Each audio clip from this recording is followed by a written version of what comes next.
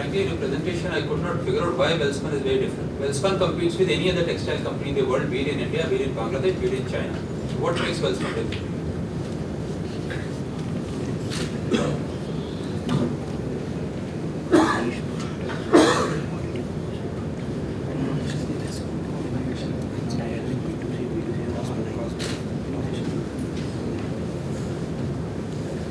What Welspun is really doing is it is changing along with the dynamic world it is. It is now not only a textile company, but it is more becoming to a consumer goods company where it is catering not just to the B2B demands, but also to the B2C demands as a whole. If you see that textile in itself is a very weak and a cyclical industry, it is trying to counter this aspect of this industry that is there and trying to make itself into a sustainable player. For example, if you look at the B2B demand, it may be referred to as cyclical, but since it is ventured into the B2C demand, it is focused on brand power. Now what brand power does is if a person is committed to a particular brand, that person will buy that product. The demand for the product categories that Welspun caters to are towels and bed sheets, for which the demand will be perennial. You will be buying the same. Just to add to this one more point, the company is moving toward the ancillarization model. So what will happen is the suppliers would be there in its Anja plant itself, they would be having a fixed demand. So there the margins would go up plus the payable days would increase, which is not the case with its competitors. That is why we see that the company is continuously innovating itself from the product price as well as from the competition. This is where they differentiate themselves. And also one thing is the type of products they are into. It's a high quality and niche product. It's like a touch and feel thing that you go when you look out for towels. Also the life cycle of this product is limited to 1 to 3 years. So this will in turn create a perennial demand as mentioned, which is differentiating Welspun in terms of with its competitors. Did you come up with the corporate governance standards of Welspun? Sorry sir? How did you come up with the statement on corporate governance standards of Welspun?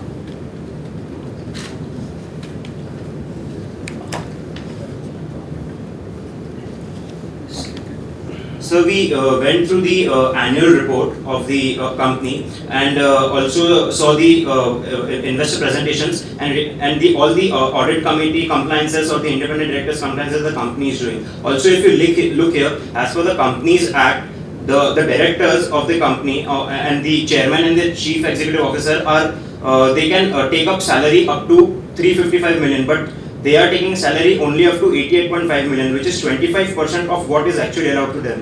So basically helping the company to improve the profit. Moreover, the chairman and the CEO of the company are different. So basically as per the UK rule, which is the rule-based concept of corporate governance, Welspun is following that policy. So this is differentiating itself. Also, if you look at the Welspun Syntax company, now Abhishek Mandawala has joined in the company and the promoters are separating themselves from the execution role, operational role, and are coming into more of strategic and nurturing role. So this is creating a lot of professionalism in terms of the things that the promoters are offering.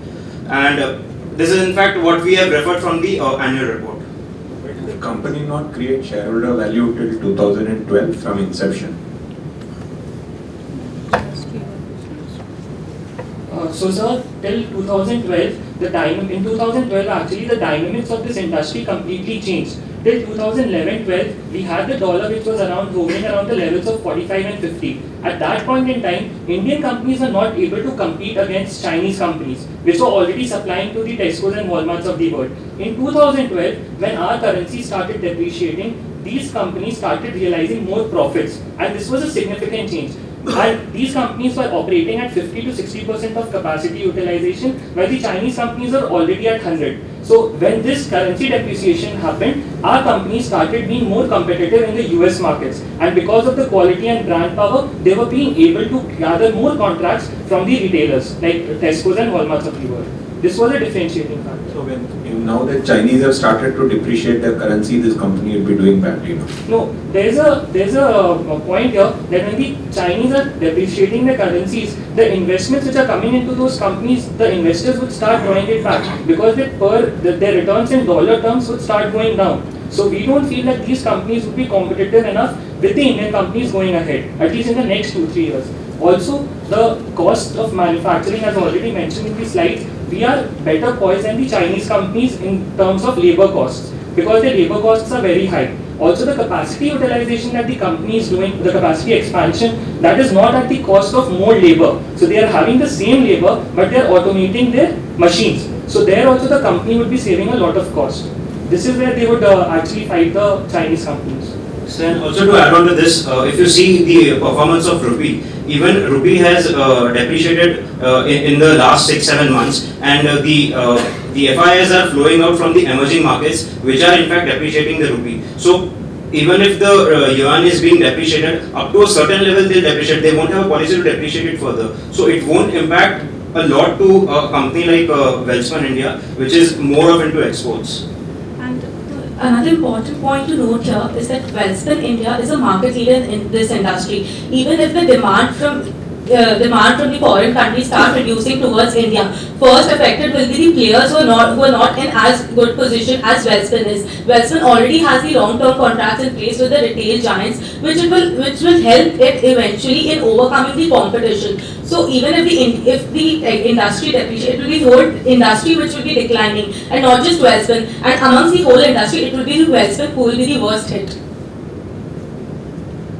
Talked about the company trying to de-risk its model by moving away from the US to emerging markets. Have you tried to compare in terms of what kind of realization difference would that entail for the company in terms of what they can sell in the US and what they will be able to sell in the emerging markets, and the impact the same on their numbers?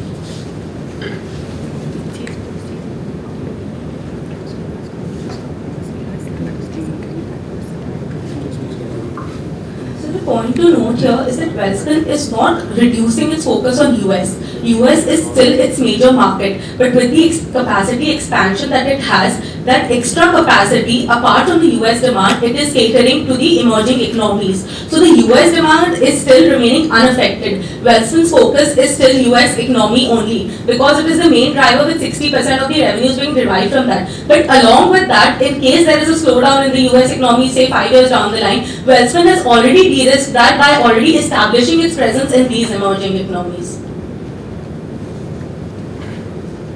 You said the company is going to do backward integration, so whether that is good or bad for the company, how do you assess that?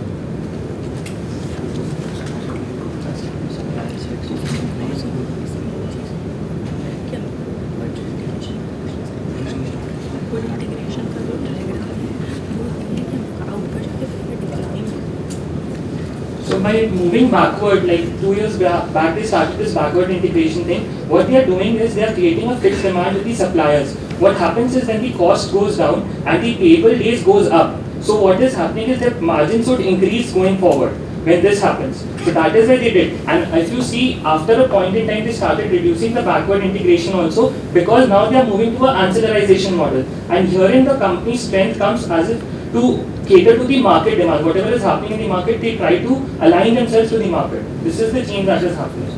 It is not that the company is just blindly going forward that how much ever backward integration it can do. It knows the optimum level, it is measuring its capacity, it is measuring the revenues that it has and the amount of contracts that it would have to sign, and according to that is why if you see in 2014 it had reached around 84.5%. Company will do what it wants to do.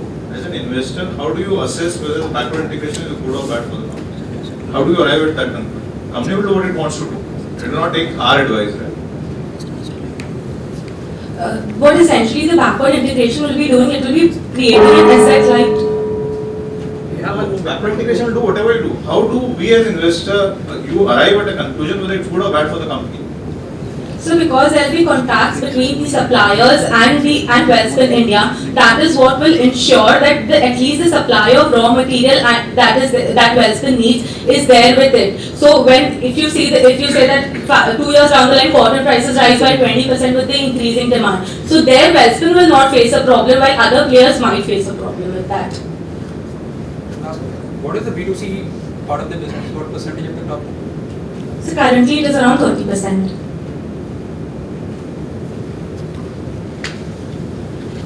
Where is the essential moat in their business? The differentiating factor. Yeah, competitive edge. Yeah. So, or the moat, or what's the source of the business?